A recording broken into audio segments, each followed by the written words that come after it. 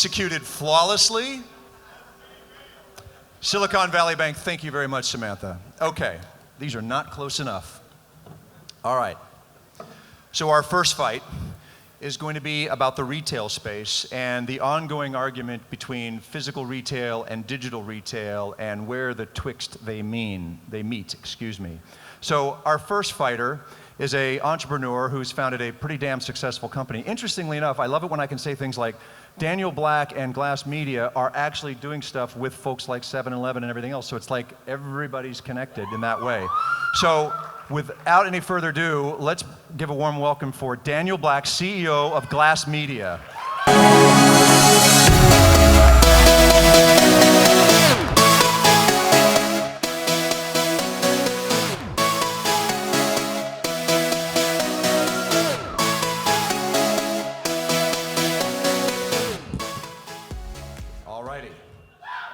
Wow, he's got some fans in the audience, and that's good. So, somebody's pointing to somebody over there.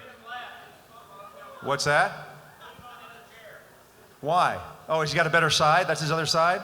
Okay, it's all right. Next fighter, all right? Used to run innovation for CBRE, and now is at a VC shop called MetaProp, where he's the entrepreneur in residence there, and the guy knows quite a bit about retail, digital, and everything else, so this is gonna be a really good fight. Please give a warm welcome to Elie Finegold. Come on, man. Come it up. Come on, man. Come it up. I'm busting out. I'm busting on. Killing me. Cutting up. You brought a drink? All right.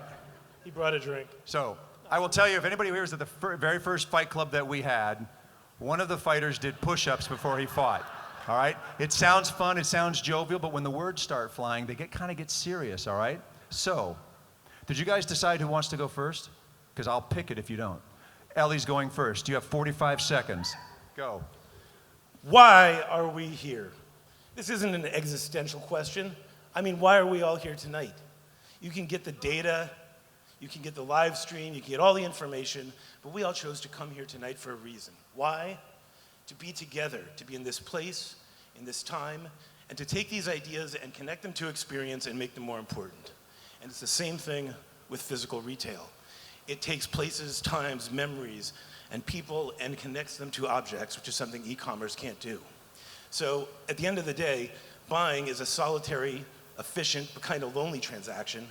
Shopping is a social, memorable, experiential transaction. So for instance, these boots I'm wearing, I know exactly where I bought these boots. I bought them in Tombstone, Arizona, the very day that I told my wife that I was going to marry her, and I will never forget that. That's good, because you're past 45 seconds. Daniel. Physical retail! Daniel Black, your opening 45. Zappos, love them. I'm not here to argue that physical retail is dead, but it's definitely in big, big trouble. So the United States is extremely over-retailed. We have 23.6 square feet of retail space for every person, including yourself. In the UK, it's 5 times less, 4.6 square feet. In 1970, we had 300 enclosed malls, and today we have over 1,200. And over the next 5 years, 25% will cease to exist. This year alone, over 4,000 retail stores will close, and bankruptcies and liquidations will continue. The good news is people like myself, the millennials, are here to the rescue. And 45. Ouch. Elie, your rebuttal. Well, listen, youngin'. So look, yes, we are over-retailed in the US, but if you look at the trends, net absorption over the last few years has increased dramatically. We've had 6% in just the last quarter alone. E-commerce makes up about 10% of all retail, and even the most optimistic projections put it at 20% of retail by the time we get to 2025. So I think there's plenty of room, and I still think that it can't replace one particular thing, which is the connection of memory and experiences to things. At the end of the day, you walk in, you remember what your experience, you remember who you were with, and it creates more value. It magically puts memory into objects, and that's something that is incredibly valuable. And so, time. Yeah, nice rebuttal. Your counter, Daniel.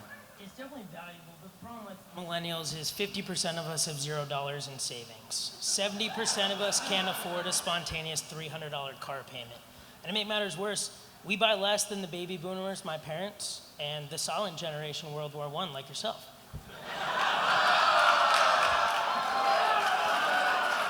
I've never done this before, but I'm calling an audible. He only used 16 seconds. You're bloodied, but you're not bowed. You got 10 seconds extra.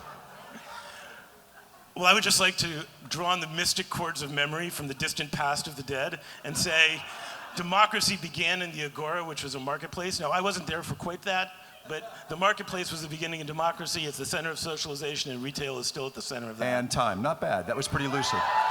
Okay. Our first question is from Roe Adler at WeWork. Speak into the mic and talk slowly so the audience can hear you. Apologies for my accent. Retail will not be what it is today, and e-commerce that hasn't figured out its retail angle will not be what it is today. And so my question to each and every one of you, what is your creative idea on a future that balances those two together? And this is what I would like to see you fight for. Whew. I'm going to let Daniel take that one first. Go. First things first is CFOs have to start investing in technology and analytics. They're just not doing so. Second, brands need to get out of their silos. So visual merchandise and store design needs to actually collaborate with e-commerce and digital marketing like Sephora. That's the only way we're going to get anywhere. And time. Elie.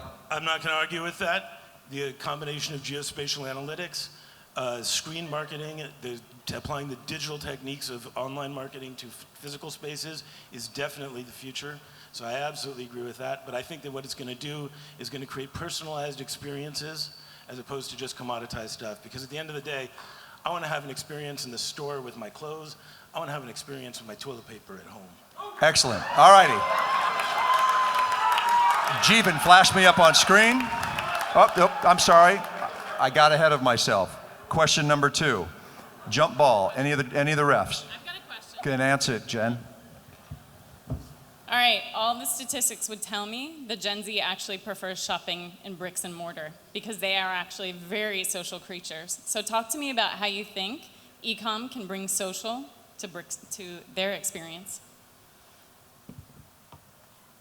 Elie, you get this one first. Well, I mean, I don't think it can. Clearly, that's my side of the fight. So I agree with you. I think that what's happened is that the digitization of all sorts of things in the online world have replaced necessary social experiences, so we stay home and watch Netflix when we order our toilet paper on Amazon Prime online. So I think that what we really need is the physical world to create intentional social spaces to replace those necessary social spaces which have just disappeared from our lives. And time. Excellent. Daniel. So millennials currently, 70% of us prefer to purchase online versus physical. The big issue is if you look at the e-commerce brands, they're moving too slowly into brick and mortar. So Amazon, they have 11 bookstores, 40 pop-up stores, and 1 convenience store. That's about it. If you look at Warby Parker, they're about to hit their 100th store after 5 years. Same thing with Beta, they have 9 standalone stores. So I just think more Fortune 500 are going to close, and it's going to take a long time for the e-commerce brands to move into physical brick and mortar and catch up. And time. And Excellent. How's Apple doing? No. Sorry. All right, Jeevan, put the voting screen up, please. Guys, he's going to open up the fight in 2 seconds. You'll hear the music, and when that happens, everybody casts their vote.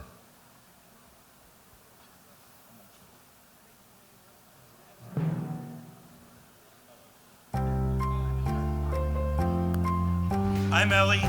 This is Daniel. Elie, Daniel. Elie, Daniel. I'm Elie. This is Elie.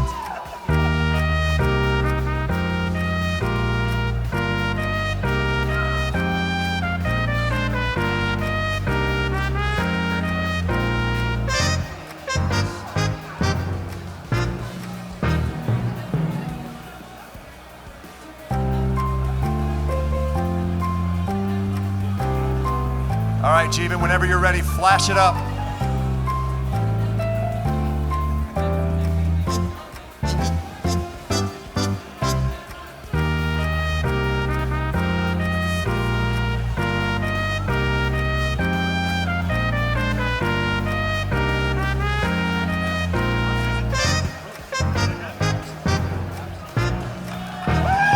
And Elie Finegold was the winner.